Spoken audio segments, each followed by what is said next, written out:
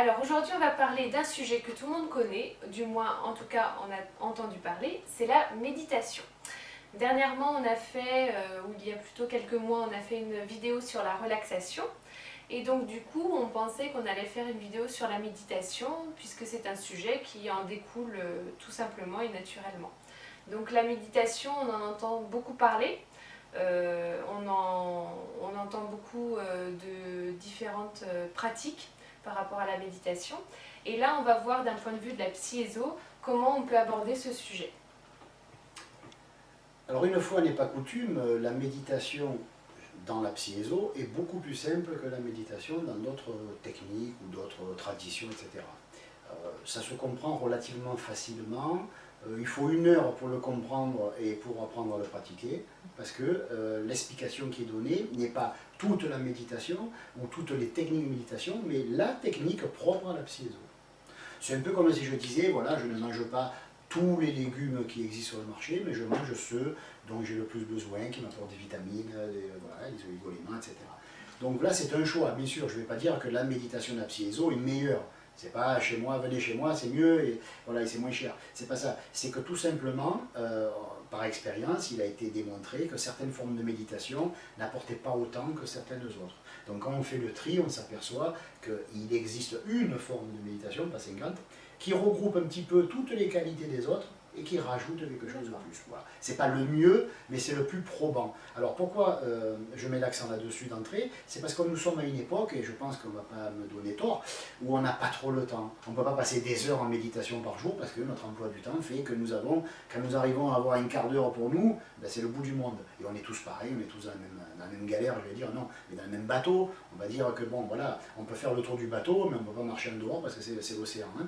On est en train de voguer en plein océan, donc le bateau, c'est l'espace que l'on peut parcourir, et que l'on prenne en long, en large, en travers, on ne pourra pas faire plus que l'espace qu'il y a sur le bateau. Bon.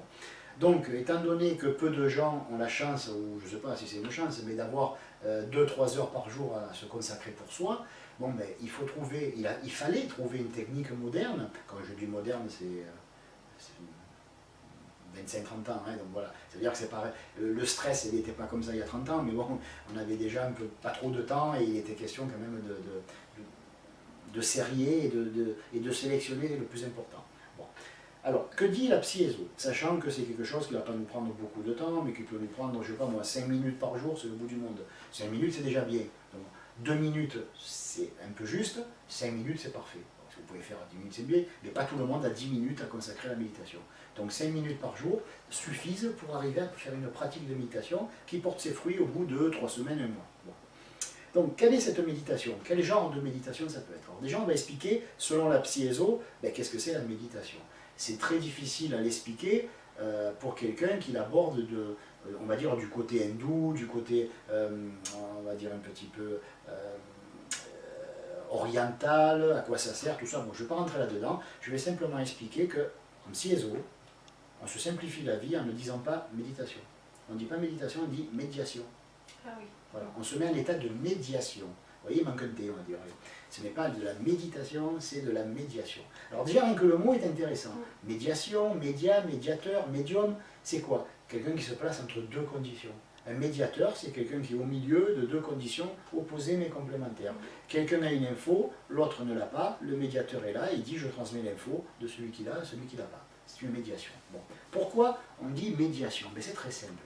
La plupart du temps, notre conscient, le moi, qui fait on va dire 10, 15, 20% maximum de notre conscience globale, le moi se pose des questions. On pourrait même penser que c'est son métier principal, parce qu'il fait que ça. Il est plein de questionnements, on a toujours plein de questions, et malheureusement, ce n'est pas de questions que nous manquons, mais de réponses. Donc on va dire que d'un côté, il y a le moi qui se pose des questions et qui recherche des réponses, et de l'autre côté, il y a tout l'inconscient ou le subconscient qui contient la réponse. Hein. Bon, je ne vais pas faire un cours complet parce qu'on n'a pas 1 heure dans cette vidéo, mais je vais essayer en 5 minutes de résumer, 5-6 minutes.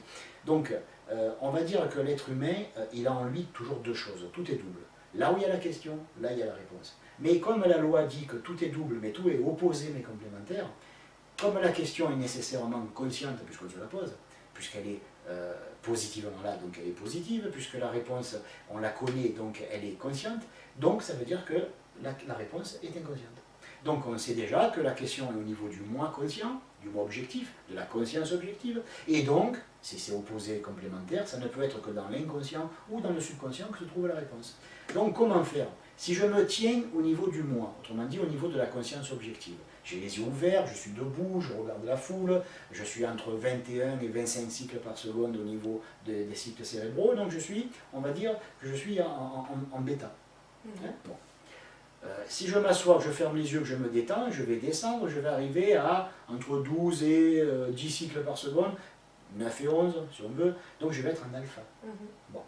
Donc je suis calme, je suis détendu, et là qu'est-ce qui se passe? Ben, si je suis en alpha, je ne suis pas en bêta, mais je ne suis pas non plus en θ, qui sont d'autres cycles du cerveau encore plus profonds. Je suis à la lisière des deux, je suis à la médiation, je deviens un médiateur. Je ne suis pas dans le subconscient, sinon je perds conscience.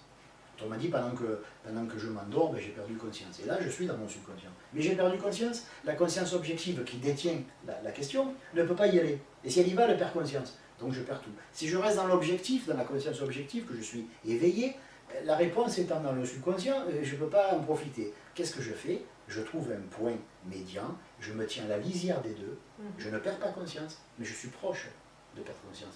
Je ne suis pas dans la conscience objective complète, en train de remuer, de parler, d'intellectualiser, mais je me trouve à la lisière.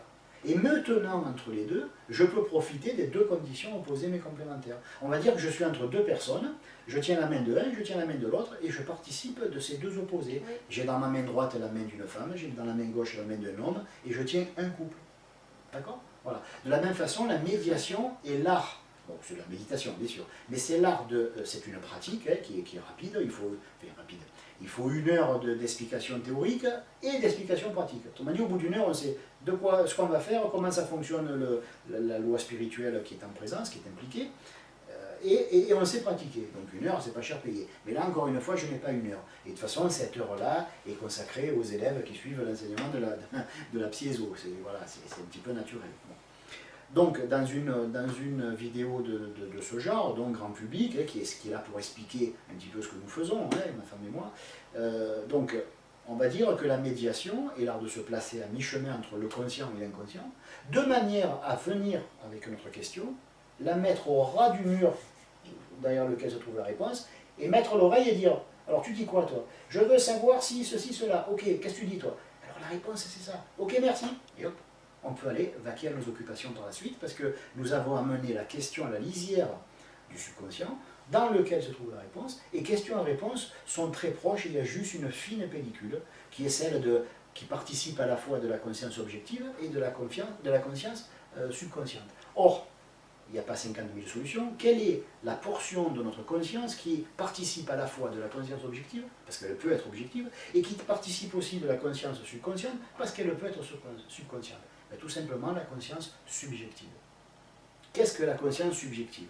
Ce n'est pas la conscience relative au sens, ce n'est pas la subconscience, c'est la conscience qui se sert comme support, comme moyen d'expression, de la visualisation, de la détente, de la relaxation, et surtout de l'imagination. Voilà. Pour la plupart des gens, l'imagination, c'est la folle du logis. Mon imagination me joue des tours. Oui, mais au départ, elle n'était pas faite pour ça. L'imagination était un outil, comme un autre, qui ne fait pas partie de l'intellect, soit, mais qui était un outil mental, qui était comme les autres, et qui était sous le contrôle de la personnalité. Pas sous le contrôle du moi, mais sous le contrôle du jeu. Bon, là, on ne va pas rentrer dans les détails. Encore une fois, il faut 1 heure, et l'heure, on ne l'a pas. Mais une fois que la personne a reçu les explications, qu'elle sait que quand elle est dans la conscience objective, elle se tient sur un des plateaux de la balance. Et donc, elle est comme ça. Le plateau de là, il est là. Elle ne voit pas ce qu'elle est dedans. Alors qu'est-ce qu'elle fait? Elle descend du plateau, la balance elle fait ça, elle s'équilibre. La personne monte dans le plateau du subconscient, elle dit merde, maintenant c'est dans le conscient que je ne vois plus. Alors qu'est-ce qu'elle fait? Elle descend, et il y en a un qui est malin qui dit pourquoi tu ne te tiens pas sur le fléau, sur la pointe, au milieu? À ce moment-là, tu auras conscience en simultané, avec tes yeux, tu regarderas sur le côté et tu as conscience du contenu des deux plateaux. Mais si tu te mets dans un plateau, tu vas t'y enfermer. Si tu te mets dans l'autre, tu vas t'y enfermer. Mais si tu te mets sur la partie médiane de la balance, tu auras conscience des deux plateaux, et tu ne participeras d'aucun en particulier, mais des deux à la fois. Voilà. C'est ça la médiation, c'est l'art de se placer entre deux conditions opposées et complémentaires de notre propre conscience, et de se servir d'un des aspects de la conscience, qui est la conscience subjective, de manière à se placer à cheval sur les deux mondes et pouvoir participer des deux à la fois. et obtenir des réponses à nos questions. Alors si vous aussi vous avez des questions, n'hésitez pas à nous les envoyer à l'adresse qui s'affiche en bas de l'écran. Merci et à bientôt.